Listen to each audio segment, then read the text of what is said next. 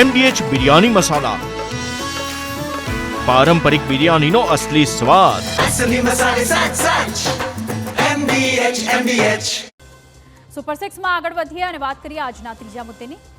બજારમાં વેચાતી દવા અસલી છે કે નકલી તે હવે માત્ર શંકાનો વિષય નહીં રહે. QR કોડ સ્કેન કરીને ગ્રાહકને દવાની સંપૂર્ણ માહિતી સાથે સીધી સરકારને ફરિયાદ કરવાની સુવિધા ઉપલબ્ધ છે. પરંતુ 2 વર્ષ પહેલા કેન્દ્ર સરકારે આદેશ આપ્યો હોવા છતાં આજે પણ તમામ દવાઓ પર QR કોડ લાગ્યા જ નથી. શું છે સમગ્ર વ્યવસ્થા અને કેમિસ્ટ એસોસિએશનની શું છે માંગણી, તમને જણાવીશું વિગતવાર. કેન્દ્ર સરકાર દ્વારા 2 વર્ષ પહેલા દવાઓ પર QR કોડ ફરજિયાત કરવાનો આદેશ આપવામાં આવ્યો હતો. ઉદ્દેશ્ય સ્પષ્ટ હતો. બજારમાં નકલી દવાઓ મળી રહી છે અને તે અટકાવવા અને સાથે જ ગ્રાહકોને અસલી દવાની ખાતરી આપવી જરૂરી છે. આ જ ઉદ્દેશ્ય હતો, જેમાં દવાના જે છે ઘટકો, ઉપયોગ અને કંપનીની વિગતો સરળતાથી ઉપલબ્ધ કરાવી શકાય. અને આ માટે જ શરૂઆતમાં 256 દવાઓ પર QR કોડ ફરજિયાત કરાયા હતા. પરંતુ હકીકતમાં આજે પણ ગણતરીની જ દવાઓ પર QR કોડ જોવા મળે છે.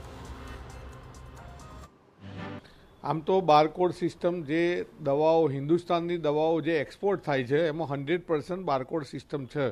ઘણા વર્ષોથી આ એક ડિમાન્ડ હતી કે બારકોડ સિસ્ટમ હોય જેથી કરીને કસ્ટમર આ બાબતનો ચેક કરી શકે. સરકારે 262થી વધુ દવાઓ ઉપર કે જે અગત્યની છે, જેમાં મોટાભાગની એન્ટીબાયોટિક છે, બ્લડ પ્રેશરની છે, ડાયાબિટીસની છે, એવી ઘણી બધી દવાઓ છે કે જેની અંદર બારકોડ કમ્પલસરી કરેલું છે. અને મોટાભાગની કંપનીઓએ જે એની એ પ્રોડક્ટો છે એની અંદર બારકોડ સિસ્ટમ લગાડેલી છે. બારકોડ સ્કેન કરો એટલે તરત જ એનું કંપનીની ટોટલ ડિટેલ, પ્રોડક્ટની બેચ નંબર, એક્સપાયરી, આ બધું જ આવી જાય.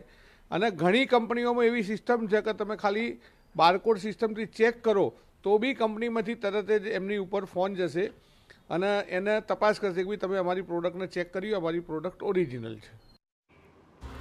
QR કોડનો મુખ્ય ઉદ્દેશ્ય એ છે કે ગ્રાહકને એક જ સ્કેનમાં ખબર પડે કે દવા અસલી છે કે નકલી. પણ 2 વર્ષ પછી પણ તમામ કંપનીઓએ આ અમલમાં લાવ્યું નથી. કેમિસ્ટ એન્ડ ડ્રગિસ્ટની માંગણી છે કે 100% દવાઓ પર QR કોડ ફરજિયાત થવો જોઈએ.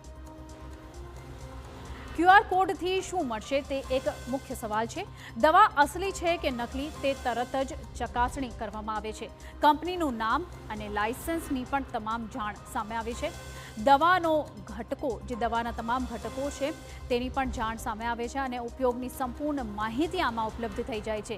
શંકાસ્પદ દવા હોય તો સીધી ફરિયાદ પણ નોંધાવી શકાય છે અને ટોલ ફ્રી નંબર 1800180302 છે, જેના પર તમે ફરિયાદ કરી શકો છો. QR કોડ સ્કેન કરતા જ ગ્રાહક સીધા કેન્દ્ર સરકારના આરોગ્ય અને પરિવાર કલ્યાણ વિભાગ સાથે જોડાઈ શકે છે. જો સ્કેન દરમિયાન દવા શંકાસ્પદ જણાય તો આપેલા ટોલ ફ્રી નંબર પર તરત જ ફરિયાદ પણ કરી શકાય છે.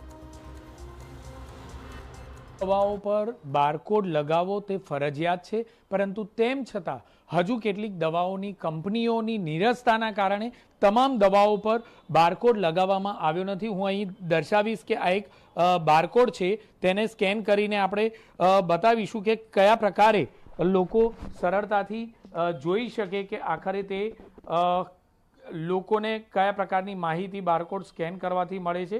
મહત્વની બાબત છે કે સૌપ્રથમ તો કેમેરો શરૂ કરતાની સાથે જ આ પ્રકારે બારકોડ સ્કેન થઈ જાય છે અને તે સ્કેન થતાની સાથે જ જે તે કંપની નું પેજ ઓપન થઈ જાય છે અથવા તો ડાયરેક્ટ તેની વિગતો આવી જતી હોય છે. મહત્વની બાબત છે કે આ જે દવા છે તેની તમામ વસ્તુઓ, તમામ વિગતો આવી જાય છે. તેનો બેચ નંબર, કંપનીનો GST નંબર, બ્રાન્ડ કઈ છે, ક્યારે દવા બનાવવામાં આવી છે, મેન્યુફેક્ચરિંગ ક્યારે થયું છે, ક્યારે એક્સપાયર થાય છે, દવાની અંદરની કન્ટેન્ટ કયા પ્રકારની છે, કયા ઉપયોગ માટે આ દવા વપરાય છે, તમામ વિગતો સરળતાથી ગ્રાહક ઘરે બેઠા જાણી શકે તે પ્રકારની આ વ્યવસ્થા છે. પરંતુ સૌથી મહત્વની બાબત એ છે કે હજુ સુધી તમામ કંપનીના વ્યક્તિઓએ આ બાબતનો અમલ કર્યો નથી. જસવંતભાઈ, શા માટે તમામ કંપનીઓએ અમલ નથી કર્યો? સરકારે ક્યારે આ બાબતે જાહેરાત કરી હતી અને કેટલો સમય થયો? સરકારે લગભગ 2 વર્ષ પહેલાં આવો વટહુકમ બહાર પાડી અને 262થી વધુ પ્રોડક્ટોમાં બારકોડ સિસ્ટમ ફરજિયાત કરેલી. અમારી ડિમાન્ડ એવી છે કે જેમ એક્સપોર્ટની અંદર બધી જ દવાઓમાં બારકોડ સિસ્ટમ કમ્પલસરી છે, એમ ડોમેસ્ટિકમાં પણ આ બારકોડ સિસ્ટમ થાય, જેથી કરી ગ્રાહક પોતે જાણી શકે અને દુકાનદારના ત્યાં બી આવતી દવાઓ જે ડિસ્ટ્રીબ્યુટર, કારણ કે અમે જે બી કેમિસ્ટ છે એને ફરજિયાત કહીએ છીએ કે ભાઈ કંપનીના ઓથોરાઇઝ સ્ટોકિસ્ટ પાસેથી માલ લેવો જોઈએ. હાલ સુધીમાં 262 દવાઓને QR કોડ સિસ્ટમ હેઠળ લાવવામાં આવી છે, પરંતુ હજારો કંપનીઓ જુદા જુદા નામે દવાઓ બનાવતી હોવાથી હજુ પણ અનેક દવાઓ QR કોડથી વંચિત છે. ભારતમાંથી એક્સપોર્ટ થતી દવાઓ પર તો QR કોડ ફરજિયાત છે જ. એ જ રીતે દેશની અંદર સ્થાનિક બજારમાં વેચાતી દરેક દવાઓ પર પણ QR કોડ ફરજિયાત થવો જોઈએ. ફેડરેશનની રાષ્ટ્રીય બોડી દ્વારા કેન્દ્ર સરકારને આ બાબતે પણ પત્ર લખવામાં આવ્યો છે. અહીં સ્પષ્ટ છે કે QR કોડ માત્ર ટેકનોલોજી નહીં, પરંતુ દર્દીના જીવની સુરક્ષા સાથે જોડાયેલી સાધન છે. હવે જો તમામ દવાઓ પર QR કોડ ફરજિયાત થાય તો નકલી દવાઓનો ખેલ બંધ થઈ જશે.